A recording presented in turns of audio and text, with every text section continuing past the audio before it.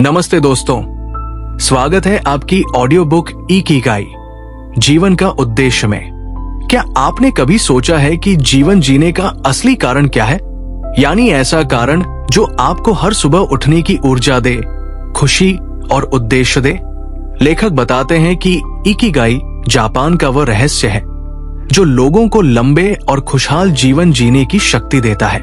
Okinawa द्वीप, जहां दुनिया के सबसे अधिक दीर्घायु लोग रहते हैं, उनका जीवन इस दर्शन पर आधारित है। जापान के ओकिनावा क्षेत्र के बुजुर्ग इस रहस्य को बखूबी जानते हैं। उनकी लंबी उम्र और खुशहाल जीवन का रहस्य सिर्फ आहार या व्यायाम में नहीं है, बल्कि इकिगाई जीवन का उद्देश्य मानसिक दृष्टिकोण, सामाजिक जुड़ाव और संतुलित जीवन शैली में छिपा है। इस ऑडियो बुक में हम सीखेंगे इकिगाई क्या है और इसे कैसे खोजा जा सकता है, लंबा, खुशहाल और स्वस्थ जीवन कैसे जिया जा सकता है, स्वास्थ्य, मानसिक संतुलन, रिश्तों और समुदाय का महत्व, जीवन में आनंद, संतुलन और फ्लो कैसे पाया जा सकता है। तो चलिए शुरू करते हैं और जानते हैं ओकिनावा के बुजुर्गों से जीवन के इस अद्भुत रहस्य को। अध्याय 1, इकिगाई जीने का कारण। कल्पना कीजिए कि सुबह का समय है। सूरज की हल्की हल्की किरणें खिड़की से भीतर आ रही है।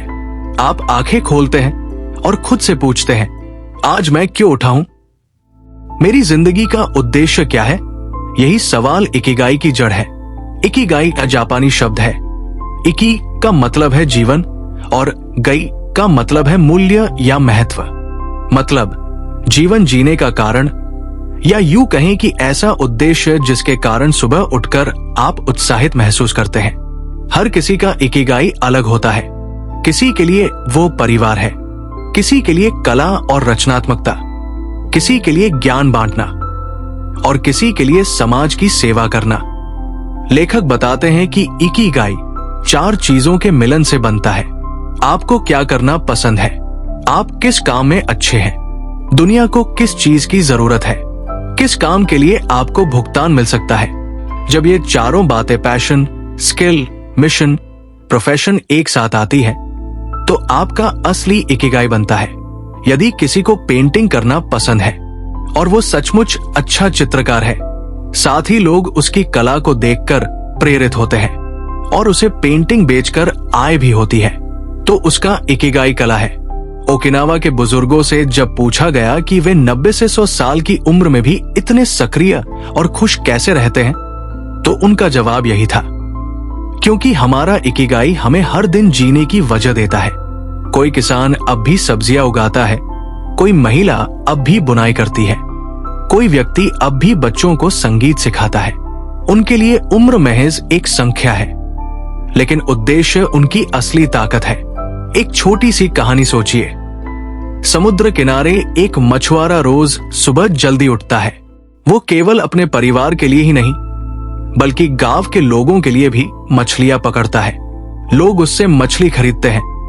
बच्चे उसे देखकर खुश होते हैं। उसका काम भले साधारण लगे, लेकिन उसके लिए ये जीवन का मकसद है। यही उसका इकिगाई है। हमें रोजाना अपने काम और जीवन से जुड़ा ये सवाल पूछना चाहिए, क्या मैं वही कर रहा हूं जो मुझे खुशी और अर्थ देता है? अगर जवाब हाँ है, तो हम अपने इकिगाई के करीब हैं। अगर नहीं, तो हमें अपने जीवन को पुनः जांचने और उद्देश्य खोजने की जरूरत है। इकिगाई हर इंसान के भीतर छिपा हुआ है। ये न तो केवल पैसों से जुड़ा है, न केवल शौक से, बल्कि ये 4 तत्वों का संतुलन है। शौक, कौशल, समाज की जरूरत और आय। जब हम अपना इकिगाई ढूंढ लेते हैं तो हमारी जिंदगी अपने आप लंबी, स्वस्थ और सार्थक बन जाती है। अध्याय 2, लंबे जीवन का रहस्य। जापान के ओकिनावा द्वीप को पूरी दुनिया में लैंड ऑफ इमॉर्टल्स कहा जाता है, क्योंकि यहाँ 100 वर्ष से अधिक जीने वाले लोगों की संख्या सबसे अधिक है। लेकिन ये सिर्फ लंबा जीना नहीं है, बल्कि स्वस्थ और खुश रहकर लंबा जीना है। लेखक हेक्टर गार्सिया और फ्रांसेस्क मिरालेस ने जब ओकिनावा की यात्रा की, तो उन्होंने पाया कि वहां के बुजुर्ग 90 से 100 साल की उम्र में भी खेतों में काम करते हैं, नाचते गाते हैं, बागबानी करते हैं और बच्चों के साथ खेलते हैं। अब सवाल यह है कि ओकिनावा के लोग इतने दीर्घायु क्यों हैं? इस सवाल का जवाब हमें उनकी जीवन शैली में मिलता है। सरल और संतुलित आहार। ओकिनावा के लोग हारा हाचिबू नामक नियम का पालन करते हैं। 80% पेट भरने तक खाना, 100% नहीं। इससे उनका पाचन तंत्र हल्का रहता है और मोटापा या बीमारियां दूर रहती है। उनके भोजन में अधिकतर हरी सब्जियां, फल, मछली, सोया उत्पाद, टोफू, मिसो और ग्रीन टी होती है। वे तली भुनी या प्रोसेस्ड चीजें बहुत कम खाते हैं। शारीरिक सक्रियता, फिजिकल एक्टिविटी। वे जिम नहीं जाते, लेकिन दिन भर हल्की फुल्की गतिविधियां करते रहते हैं। खेतों में काम करना, बागबानी, घर की सफाई, सैर करना, यानी उनका शरीर हमेशा गतिशील रहता है। ओकिनावा के लोग कभी अकेले नहीं रहते। वे चमुई नामक समूह बनाते हैं, जिसमें 5-10 लोग जीवन भर दोस्त रहते हैं। वे एक दूसरे की मदद करते हैं, साथ में खाते हैं, हंसते हैं और मुश्किल वक्त में सहारा बनते हैं। यही जुड़ाव उन्हें मानसिक और भावनात्मक रूप से मजबूत बनाता है। जापानी बुजुर्ग कहते हैं, जल्दी मत करो, धीरे धीरे जियो। वे तनाव को अपने ऊपर हावी नहीं होने देते। ध्यान, बागबानी और कला जैसे फूल सजाना, कविता लिखना उनके जीवन का हिस्सा है। सबसे बड़ी बात, ओकिनावा के बुजुर्गों का अपना इकिगाई होता है। चाहे 90 साल की दादी बुनाई करती हो या 100 साल के दादा सब्जी उगाते हों, वे जानते हैं कि उनका काम किसी और के लिए मायने रखता है। लेखक 102 साल की महिला से मिले। जब उनसे पूछा गया, आप इतना लंबा और खुशहाल जीवन कैसे जी पाई? उन्होंने मुस्कुराकर जवाब दिया, मैं हर सुबह ये सोचकर उठती हूं कि मेरे फूलों को पानी देना है और मेरे पड़ोस की बच्चियों के लिए कपड़े सिलने हैं। यही मेरा इकिगाई है। उनकी बात से साफ है, उद्देश्य इंसान को जीवित रखता है। हमें क्या सीखना चाहिए? पेट भरकर नहीं, संतुलित खाओ, दिन भर सक्रिय रहो, भले हल्का काम ही क्यों न हो। दोस्तों और परिवार से जुड़े रहो, तनाव को जीवन से दूर रखो, हर दिन जीने का एक कारण ढूंढो। लंबा और खुशहाल जीवन केवल किस्मत या दवाइयों का नतीजा नहीं है। यह हमारी खानपान की आदतों, दिनचर्या, रिश्तों और जीवन के उद्देश्य पर निर्भर करता है। जैसा कि ओकिनावा के लोग दिखाते हैं, सही जीवन शैली अपनाओ और लंबा जीवन अपने आप मिल जाएगा। अध्याय 3, धीरे चलो और वर्तमान में जियो। क्या आपने कभी गौर किया है कि हमारी पूरी जिंदगी भागदौड़ में निकल जाती है? सुबह उठकर ऑफिस की जल्दी, काम का दबाव, पैसे की चिंता और भविष्य के सपनों में फंसे रहना।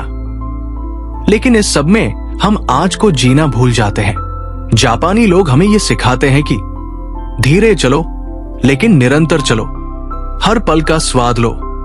इसी दर्शन को इस अध्याय में समझाया गया है। धीरे चलने का मतलब आलसी होना नहीं है, बल्कि इसका मतलब है बिना तनाव के काम करना, हर पल में डूबकर आनंद लेना, जल्दबाजी से बचना। जब आप खाना खाते हैं तो मोबाइल स्क्रॉल करने की बजाय केवल खाने का स्वाद महसूस करें। जब आप किसी से बात कर रहे हैं तो पूरी तरह ध्यान उसी पर रखें। यह है वर्तमान में जीना। जापानी संस्कृति में धीरेपन का महत्व क्या है? इचिगोइचिए जापान का एक मशहूर सिद्धांत है। हर मुलाकात जीवन में केवल एक बार होती है, मतलब हर पल अनोखा है। इसलिए जल्दी जल्दी गुजारने की बजाय उसे पूरी तरह जीना चाहिए। टी सेरेमनी जापान में चाय बनाने को भी एक कला माना जाता है। चाय बनाने और पीने की प्रक्रिया इतनी शांत और धीमी होती है कि व्यक्ति हर कदम का आनंद लेता है। पानी गर्म करना, चाय पत्तियां डालना, कप को पकड़ना और धीरे धीरे पीना, ये साधारण क्रिया भी ध्यान का रूप ले लेती है। दी आर्ट ऑफ क्राफ्ट्समैन जापानी कारीगर अपना काम धीरे धीरे, धैर्य और पूरी तल्लीनता से करते हैं। वे मानते हैं कि काम जल्दी करने से गुणवत्ता मर जाती है, इसलिए वे सालों तक एक ही कौशल जैसे लकड़ी तराशना, तलवार बनाना, बागबानी करना में निपुणता हासिल करते हैं। चीन और जापान में बांस का पेड़ एक प्रतीक है। जब आप बांस का बीज बोते हैं तो पहले 5 साल तक जमीन के नीचे जड़ें फैलती हैं। आपको ऊपर कुछ नहीं दिखता, लेकिन 5वें साल के बाद ये अचानक 90 फीट तक बढ़ जाता है। इसका मतलब है कि जीवन में गति से ज्यादा स्थिरता और निरंतरता जरूरी है। धीरे चलो, लेकिन रुकना मत। आज के समय में हमारी सबसे बड़ी समस्या है, हम अतीत की गलतियों में उलझे रहते हैं या भविष्य की चिंता करते रहते हैं। लेकिन खुशी केवल इस पल में है। जब आप अपने बच्चे की मुस्कान देखते हैं, उस पल को महसूस करें। जब आप प्रकृति में टहलते हैं, हवा और धूप का आनंद लें। जब आप किताब पढ़ते हैं तो सिर्फ पन्नों और शब्दों में खो जाए। यही है माइंडफुलनेस, यानी वर्तमान का आनंद लेना। हमें क्या करना चाहिए? धीरे खाओ, हर कौर का स्वाद लो। धीरे बोलो, शब्द सोचकर और प्यार से बोलो। धीरे काम करो, जल्दीबाजी मत करो, बल्कि गुणवत्ता पर ध्यान दो। छोटे छोटे सुख महसूस करो, जैसे बारिश की खुशबू, चिड़ियों की आवाज, मेडिटेशन और डीप ब्रीदिंग। हर दिन कुछ मिनट सांसों पर ध्यान दो। लंबा और खुशहाल जीवन केवल दौड़ने से नहीं मिलता। ये मिलता है जब हम धीरे चलना सीखते हैं, हर पल का आनंद लेते हैं और जीवन को बोझ नहीं, उत्सव मानते हैं। धीरे चलना ही जीवन का असली वेग है। अध्याय 4, सौम्य आंदोलन और सक्रियता। जापानी बुजुर्गों का राज केवल लंबा जीना नहीं है, बल्कि लंबा और सक्रिय रहना है। वे 90 से 100 साल की उम्र में भी खेतों में काम करते हैं, बगीचे में पौधों को पानी देते हैं, बच्चों के साथ खेलते हैं और हर रोज अपने शरीर को गतिशील रखते हैं। लेखकों का कहना है कि सक्रिय रहना लेकिन बिना थके, चलना लेकिन बिना भागे, यही उनकी दीर्घायु का रहस्य है।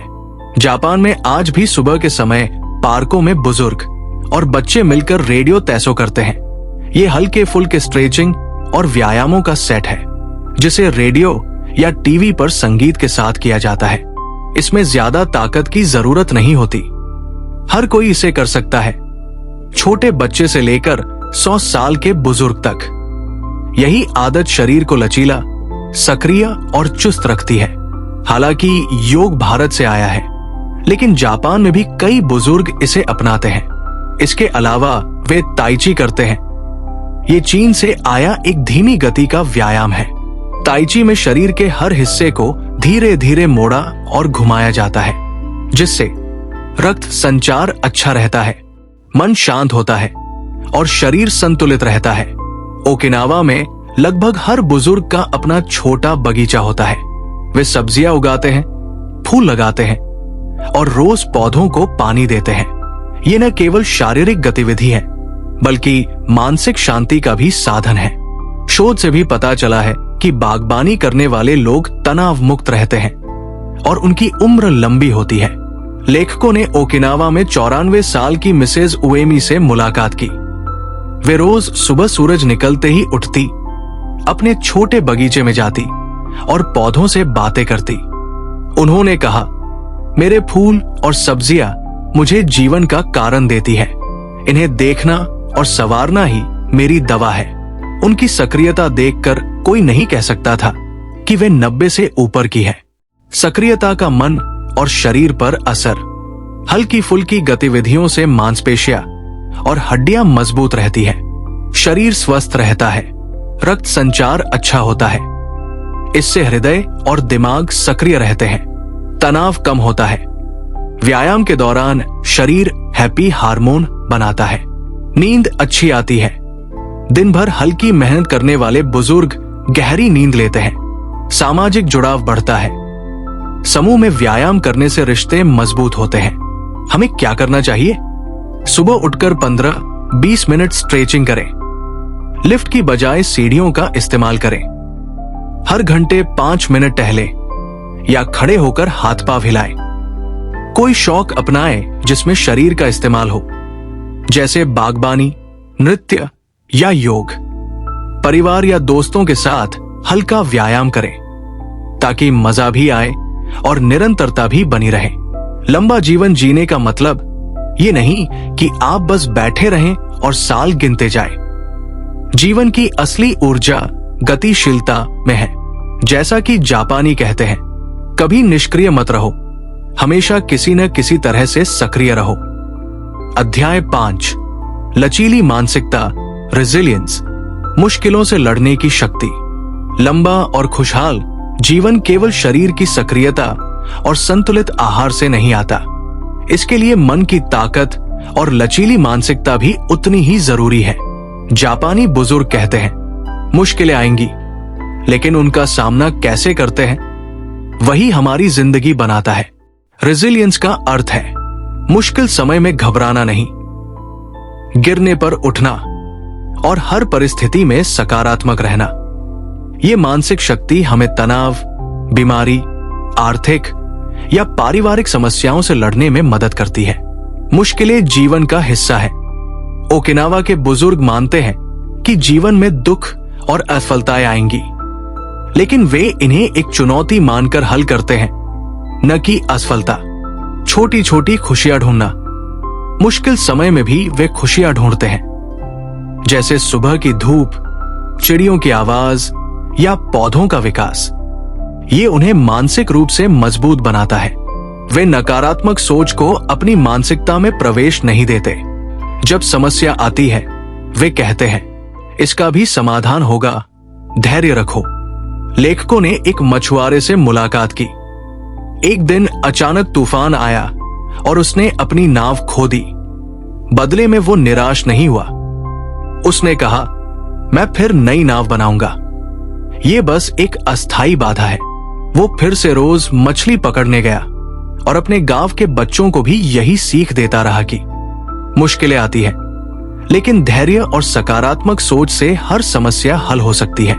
लचीली मानसिकता से हर समस्या को चुनौती मानने से दिमाग शांत रहता है, तनाव कम होता है, स्वास्थ्य बेहतर रहता है। मानसिक तनाव कम होने से शरीर मजबूत रहता है। आप भावनात्मक रूप से अस्थिर नहीं होते। समस्या समाधान क्षमता बढ़ती है। कठिनाइयों का सामना करने से हम नए तरीके सीखते हैं। हम इसे कैसे विकसित कर सकते हैं? कठिन समय में मन को शांत रखने के लिए माइंडफुलनेस मेडिटेशन करें।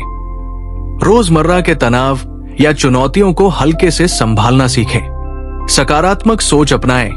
हर नकारात्मक घटना में सीख ढूंढें। समुदाय का सहारा लें। परिवार और दोस्तों से जुड़कर कठिनाइयों में ताकत लें। चीजें तुरंत ठीक नहीं होंगी, लेकिन निरंतर प्रयास सफलता दिलाता है। धैर्य रखें। लचीली मानसिकता ही वो ताकत है जो कठिनाइयों में भी हमें आगे बढ़ने देती है।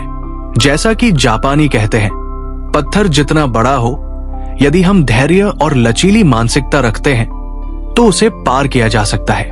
संक्षेप में, जीवन में गिरना सामान्य है, लेकिन उठना और आगे बढ़ना ही असली ताकत है। अध्याय 6, आहार और स्वास्थ्य। ओकिनावा के लोग दुनिया में सबसे लंबे और स्वस्थ जीवन के लिए प्रसिद्ध है, लेकिन ये केवल किस्मत की वजह से नहीं है।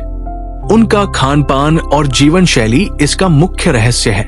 लेखकों ने पाया कि यहाँ के बुजुर्ग न केवल लंबा जीवन जीते हैं, बल्कि बीमारियों और कमजोरी से दूर रहते हैं। ओकिनावा के लोगों का मुख्य सिद्धांत है हारा हाचिबू, यानी केवल 80% पेट भरने तक खाना। इसका मतलब है कि वे अधिक नहीं खाते ताकि शरीर को भारीपन और बीमारियां न हो। उनके भोजन की आदतें: 1. अधिकतर सब्जियां और फल, कद्दू, गाजर, गोभी, पालक और समुद्री शैवाल। 2. सोया उत्पाद, टोफू और मिसो, प्रोटीन का हल्का स्रोत। 3. मछली और समुद्री भोजन, ओमेगा 3 फैटी एसिड से हृदय स्वस्थ रहता है। 4. कम मीट और प्रसंस्कृत खाद्य पदार्थ, रेड मीट और जंक फूड का सेवन बहुत कम। 5. हरी चाय, एंटीऑक्सीडेंट से भरपूर, उम्र लंबी करने में मददगार। मिस्टर ताकेशी 97 साल के हैं। उन्होंने बताया कि वे रोज सुबह हल्की सब्जी का सूप और थोड़ी टोफू खाते हैं। दोपहर में कुछ सब्जियां, मछली और चावल। रात का भोजन हल्का और जल्दी करते हैं। वे कहते हैं, मैं तब तक नहीं खाता जब तक मुझे भूख न लगे। पेट भरा होना अच्छा है, लेकिन ज्यादा खाना नुकसान करता है। उनकी उम्र और स्वास्थ्य इस आदत का प्रमाण है। संतुलित भोजन के लाभ: अधिक खाने से मोटापा और मधुमेह कम होता है, हृदय स्वस्थ रहता है, कम जंक फूड और अधिक मछली हृदय रोगों से बचाती है, ऊर्जा बनी रहती है। हल्का भोजन शरीर को थकान नहीं देता। शोध में पाया गया कि कम भोजन करने वाले लोग लंबे समय तक जीवित रहते हैं। हल्का और पौष्टिक भोजन मन को भी शांत रखता है। हमें क्या सीखना चाहिए? रोजाना हल्का और पौष्टिक भोजन करें। भूख खत्म होने पर ही खाना बंद करें। 80% भर पेट खाना। मछली, सब्जियां, फल और सोया उत्पाद को अपने भोजन में शामिल करें। प्रोसेस्ड और तली भुनी चीजें कम खाएं। हरी चाय या हल्का पेय लें। शराब और कोला से दूर रहें। स्वास्थ्य और लंबी उम्र का राज केवल व्यायाम या योग में नहीं है, ये संतुलित आहार, हल्का भोजन और नियमित जीवन शैली में है। जैसा कि ओकिनावा के बुजुर्ग दिखाते हैं, हम जो खाते हैं वही हमारी उम्र और स्वास्थ्य तय करता है। अध्याय 7, रिश्तों और समुदाय का महत्व। ओकिनावा के दीर्घायु लोगों का एक और रहस्य है, गहरे रिश्ते और मजबूत समुदाय। ये अध्याय बताता है कि सामाजिक जुड़ाव और प्यार हमारी उम्र और खुशहाली में कितनी महत्वपूर्ण भूमिका निभाते हैं। अकेलापन जीवन का सबसे बड़ा खतरा है।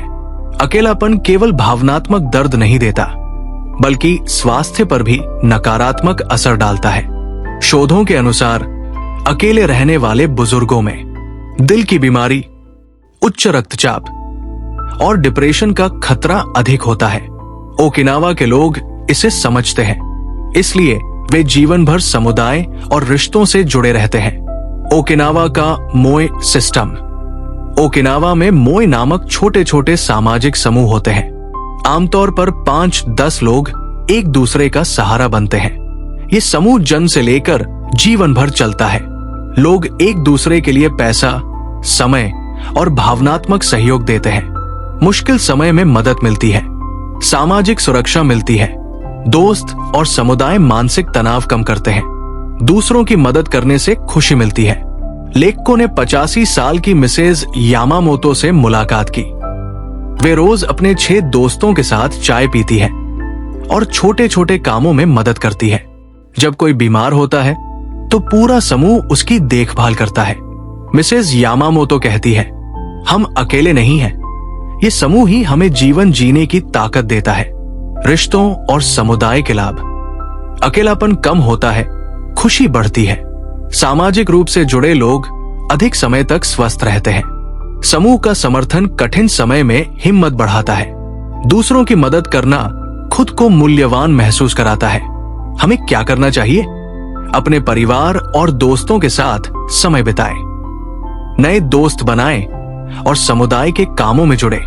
समूह में छोटे काम करें, जैसे मिलकर खाना बनाना या बगीचे की देखभाल। मुश्किल समय में अकेले न रहें, मदद मांगने में संकोच न करें। दूसरों की मदद करना अपनी दिनचर्या का हिस्सा बनाएं। लंबा और खुशहाल जीवन केवल शारीरिक स्वास्थ्य और आहार से नहीं बनता। गहरे रिश्ते, मजबूत समुदाय और सामाजिक जुड़ाव जीवन की खुशियां बढ़ाते हैं और मानसिक स्वास्थ्य को मजबूत बनाते हैं। जैसा कि ओकिनावा के बुजुर्ग दिखाते हैं, हम अकेले नहीं रहते। प्यार और दोस्ती ही जीवन की असली दवा है। अध्याय 8, काम और जीवन का संतुलन। ओकिनावा के दीर्घायु लोग ये जानते हैं कि जीवन केवल काम करने के लिए नहीं है और न ही सिर्फ आराम के लिए। सच्चा संतुलन तब आता है जब काम और जीवन का तालमेल हो और हमारा काम हमें खुशी और उद्देश्य दोनों देता हो। काम का अर्थ सिर्फ पैसा नहीं है। जापानी बुजुर्ग मानते हैं कि काम केवल जीविकोपार्जन का साधन नहीं है। काम का अर्थ है अपनी रचनात्मकता और कौशल का उपयोग करना, दूसरों की मदद करना और जीवन का उद्देश्य पूरा करना। कोई वृद्ध किसान अब भी खेतों में काम करता है, क्योंकि उसे जमीन और खेती से प्यार है। कोई शिक्षक 80 साल की उम्र में भी बच्चों को पढ़ाता है क्योंकि बच्चों की सफलता उसकी खुशी है। जापानी लोग कहते हैं, काम वह है जो हमें और दूसरों को मूल्य देता है। काम का दबाव नहीं होना चाहिए। काम में आनंद और उद्देश्य होना जरूरी है। काम धीरे धीरे पर पूरी तल्लीनता से किया जाए। जल्दी जल्दी काम करना तनाव पैदा करता है। लेखकों ने 92 साल के कारीगर से मुलाकात की। वे लकड़ी के बर्तन और फर्नीचर बनाते हैं। उन्होंने बताया, मैं सिर्फ पैसा कमाने के लिए काम नहीं करता। मेरा काम मुझे जीने का कारण देता है। हर बर्तन में मेरी मेहनत और प्रेम होता है। उनकी बात से पता चलता है कि काम सिर्फ एक गतिविधि नहीं, बल्कि जीवन का हिस्सा और उद्देश्य है। काम और जीवन का संतुलन क्यों जरूरी है? तनाव कम होता है। जब काम आनंददायक होता है तो मानसिक दबाव नहीं बनता। शारीरिक स्वास्थ्य अच्छा रहता है।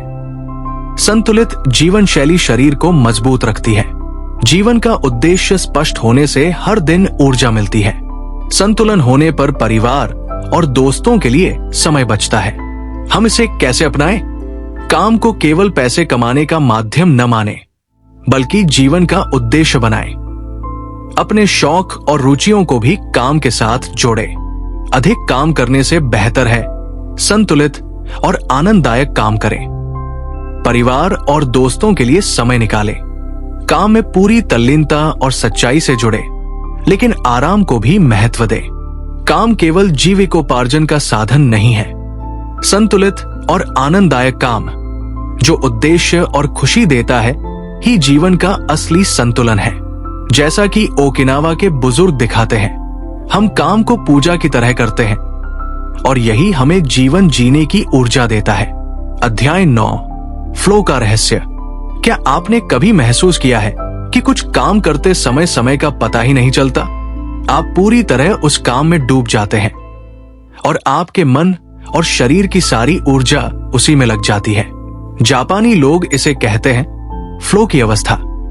फ्लो वो मानसिक स्थिति है जिसमें हम पूरी तरह अपने काम में मग्न होते हैं। समय का एहसास नहीं होता और हमारा काम सहज, चुनौतीपूर्ण लेकिन आनंददायक होता है। लेखक बताते हैं कि ये स्थिति हमारे इकिगाई के बहुत करीब होती है। ओकिनावा के बुजुर्गों ने अपनी लंबी उम्र और खुशहाली का एक बड़ा कारण बताया। हम हमेशा कुछ न कुछ करते रहते हैं जिसमें हम पूरी तरह डूब जाते हैं। यही फ्लो है। फ्लो के लाभ: तनाव कम होता है, रचनात्मकता बढ़ती है, नए विचार और समाधान मिलते हैं, जीवन का अर्थ स्पष्ट होता है, स्वास्थ्य बेहतर रहता है, मानसिक शांति शारीरिक स्वास्थ्य में भी मदद करती है। लेखकों ने 87 साल के चित्रकार से मुलाकात की। वे रोज सुबह उठकर अपने स्टूडियो में घंटों पेंटिंग करते हैं। उनके अनुसार जब वे रंगों में डूब जाते हैं, उन्हें भूख और थकान का पता ही नहीं चलता, समय का एहसास नहीं रहता और हर पेंटिंग उनके लिए आनंद और संतोष का स्रोत बन जाती है। फ्लो में डूबते समय मैं महसूस करता हूं कि मैं जीवित हूं। यही मेरी ऊर्जा है। फ्लो पाने के तरीके: ऐसा काम चुनें जो चुनौतीपूर्ण लेकिन आपकी क्षमता के भीतर हो। काम करते समय पूरी तरह उसका आनंद लें।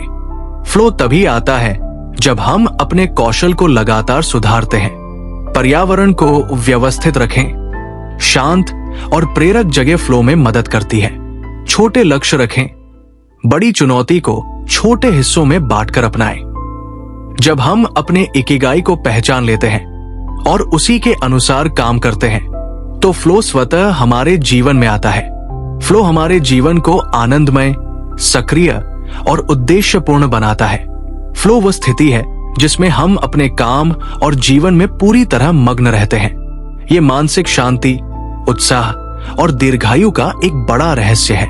जैसा कि जापानी बुजुर्ग कहते हैं, जब आप अपने इकिगाई में पूरी तरह डूब जाते हैं तो जीवन अपने आप खुशहाल और लंबा बन जाता है। अध्याय 10, दीर्घायु और संतुलित जीवन के सबक। ओकिनावा के बुजुर्गों से मिलने के बाद लेखक ये निष्कर्ष निकालते हैं कि लंबी उम्र का रहस्य केवल जीन या किस्मत में नहीं है, बल्कि जीवन के छोटे छोटे आदतों और मानसिक दृष्टिकोण में छिपा है। रोज हल्की गतिविधियां करें, चलना, बागबानी, योग। शरीर को लगातार सक्रिय रखने से हड्डियां मजबूत रहती हैं और रोग कम होते हैं। हारा हाचीबू केवल 80% पेट भरने तक खाएं। सब्जियां, फल, मछली और सोया उत्पाद शामिल करें। प्रोसेस्ड और तली भुनी चीजें कम खाएं। धीरे चलो और वर्तमान में जियो। हर पल का आनंद ले, खाने, बात करने, प्रकृति का अनुभव करने में। जल्दीबाजी और तनाव को अपने जीवन से दूर रखें। मुश्किलें आएंगी, लेकिन धैर्य और सकारात्मक सोच रखें। हर समस्या को सीखने का अवसर माने। गहरे रिश्तों और समुदाय का हिस्सा बने।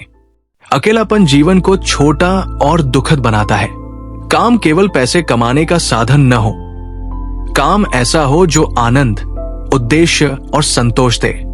परिवार और आराम के लिए भी समय निकालें। ऐसा काम चुनें जिसमें आप पूरी तरह मग्न हो जाएं। फ्लो मानसिक शांति और उत्साह दोनों देता है। लेखकों ने 100 साल के बुजुर्ग मिस्टर ओको से मुलाकात की। उनकी दिनचर्या कुछ इस तरह थी। सुबह उठकर हल्की स्ट्रेचिंग और बागबानी, संतुलित नाश्ता, हल्का भोजन और हर रोज मछली या सब्जियां। दिन का समय दोस्तों के साथ बिताना, छोटे छोटे काम करना। शाम को संगीत सुनना या बच्चों को पढ़ाना। रात में जल्दी सोना और पर्याप्त नींद लेना। मिस्टर ओको कहते हैं, मैं हर दिन उठता हूं, अपने काम करता हूं, दूसरों की मदद करता हूं और छोटी छोटी खुशियां महसूस करता हूं। यही मेरा इकिगाई है। उनका जीवन पूरी तरह इकिगाई पर आधारित था। हम इसे कैसे अपनाएं? हर दिन हल्की गतिविधियां करें, संतुलित और हल्का भोजन अपनाएं, वर्तमान में जीना सीखें, हर पल का आनंद लें, मुश्किलों में लचीला रहें, सकारात्मक दृष्टिकोण रखें, रिश्तों और समुदाय से जुड़े रहें, काम को उद्देश्य और आनंद से जोड़ें, फ्लो पाने की आदत डालें, रोजाना छोटे छोटे सुख और आभार महसूस करें। दीर्घायु और संतुलित जीवन का रहस्य है शारीरिक स्वास्थ्य, मानसिक संतुलन, सामाजिक जुड़ाव और जीवन का उद्देश्य। इन 4 स्तंभों पर आधारित है। जैसा कि ओकिनावा के बुजुर्ग दिखाते हैं, जीवन का आनंद उसी में है जो हम करते हैं, किसके साथ हैं और क्यों करते हैं। इकिगाई ही जीवन का सार है। धन्यवाद दोस्तों, आपने इकिगाई जीवन का उद्देश्य ऑडियो बुक सुनी। याद रखें, जीवन का असली आनंद उसी में है जो आप करते हैं, किसके साथ हैं और क्यों करते हैं। अपने इकिगाई को पहचानें, अपने छोटे छोटे सुखों का अनुभव करें और हर दिन इसे जिए। अगर आपको ये ऑडियो बुक पसंद आया तो कृपया हमारे चैनल को सब्सक्राइब करें और नोटिफिकेशन बेल दबाएं ताकि आप और किताबों के सार सुन सकें।